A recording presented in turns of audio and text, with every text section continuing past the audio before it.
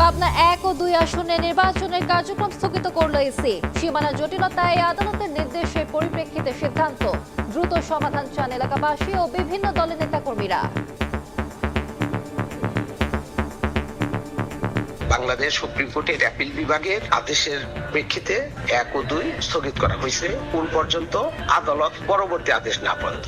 নির্বাচন স্থগিত করে দিয়েছে, এতে আমরা খুবই হতাশাগ্রস্ত। যত দ্রুত সম্ভব এটা সমাধান করে নির্বাচনটা হয়ে গেলে ভালো হয়। আপনারা আমাদেরকে ভোট দেওয়ার সুযোগটা করে দিন। প্রার্থিতা ফিরে পেতে শেষ দিনের আবেদন, কাল থেকে 9 দিন চলবে শুনানি। নির্বাচনের লেভেল প্লেইং ফিল্ড নিশ্চিতে সব ব্যবস্থা নিয়েছে সরকার।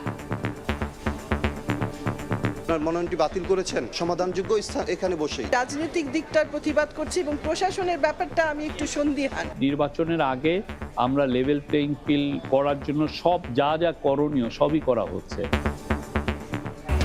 একের পর এক রাজনৈতিক হত্যাকাণ্ড ঘটলেও কার্যকর পদক্ষেপ নেই সরকারের, অভিযোগ বিএনপির। দেশের আইন শৃঙ্খলা পরিস্থিতি নিয়ে মির্জা ফখরুলের উদ্বেগ। নির্বাচনী আমেজের মধ্যেই উদ্বেগ বাড়াচ্ছে এআই এর অপতথ্য।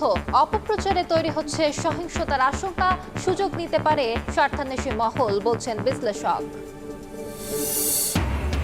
ঘন কুয়াশায় 3 জেলায় দুর্ঘটনা, চট্টগ্রামে ট্রাকের সঙ্গে বাসের ধাক্কায় নিহত 3, কুমিল্লা মুন্সিগঞ্জেও প্রাণহানি। নৌপথে নির্দেশনা মানছেন না লঞ্চ মালিকরা।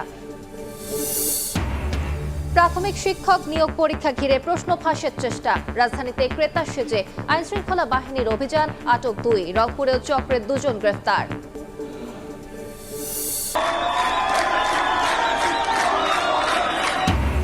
সরকার বিরোধী বিক্ষোভে উত্তাল ইরান, নিরাপত্তা বাহিনীর সঙ্গে সংঘাতে নিহত বেড়ে 45।